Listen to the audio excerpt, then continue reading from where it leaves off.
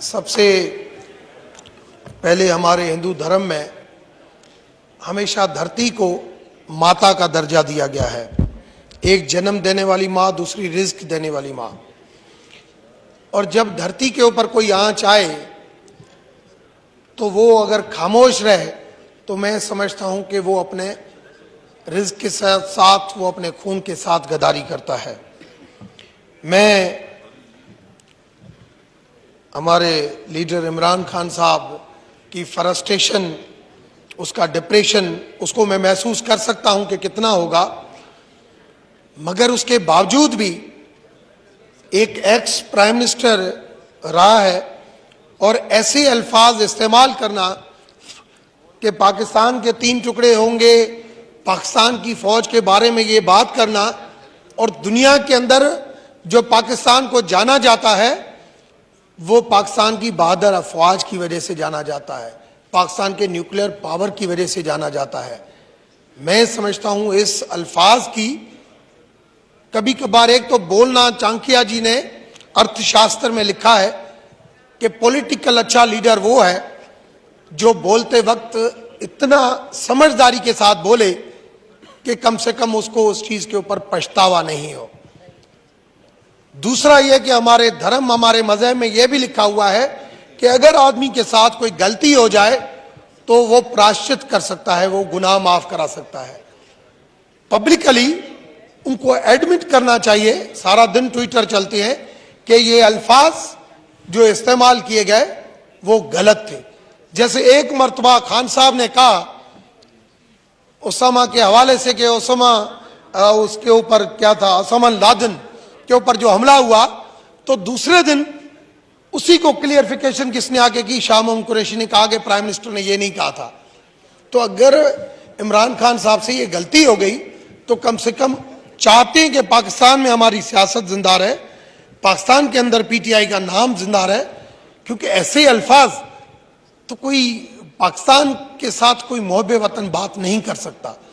तो depression, frustration अपनी जगह पे, मगर इन अल्फाज से दूरी होनी चाहिए। दूसरी चीज, इंडिया एक सेक्युलर कंट्री है। सेक्युलर कंट्री के अंदर 30 करोड़ मुसलमान, माना इंडिया पाकिस्तान से ज्यादा इंडिया में बसते हैं, और आज इंडिया के अंदर ऐसी स्टेटमेंट आना, मैं समझता हूं सेक्युलरिज्म के ऊपर क्वेश्चन मार्क है।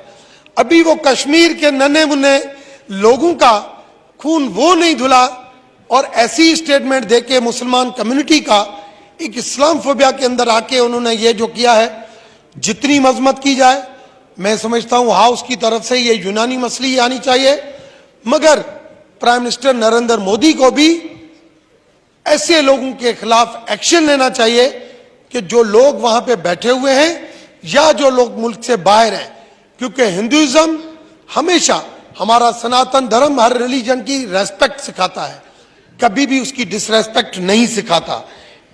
दूसरी चीज, रिलीजन मैं समझता हूं पॉलिटिक्स के अंदर कभी भी मजहब को नहीं लाना चाहिए, मगर मुझे ताज्जुब होता है पाकिस्तान के अंदर भी मजहब को लाया जाता है, इंडिया के अंदर भी मजहब को लाया जाता है, अल्लाह का घर मिटा के भगवान का घर बनाया जाता है। मैं समझता हूं ये चीजें कम से कम इस 2022 में नहीं चलनी चाहिए। दोनों मुल्कों का फ्यूचर, अगर इंडिया चाहता है कि मैं एशियन टाइगर बनूं, तो दोनों मुल्कों का जो फ्यूचर है वो आपस में बाहमी तल्कात को बेहतर बनाना, आपस में टूरिज्म, ट्रेड और ट्रेवल को शुरू करना, जो परवेज मुशर्रफ ने जहां पे खत्म किया था, और उसी टास्क को मैंने वहां से शुरू किया था। मैं वहां पे गया, मैं वहां पे एक्सटर्नल अफेयर्स मिनिस्टर से मिला, 45 मिनट उनके साथ मेरी 1-on-1 स्पीच, अपना मीटिंग हुई। नरेंद्र मोदी साहब से मेरी मुलाकात हुई। उस वक्त भी मैंने कहा था कि दोनों मुल्कों का यही फ्यूचर है कि दोनों मुल्कों के बीच में आपस में तल्कात बेहतर बनने चाहिए, मगर उस वक्त खान साहब ने भी पॉजिटिव रोल इख्तियार नहीं किया और कुछ वहां से एग्रेसिव एक्शन आ गया, जिसकी वजह से दोबारा वो चीजें रुक गई।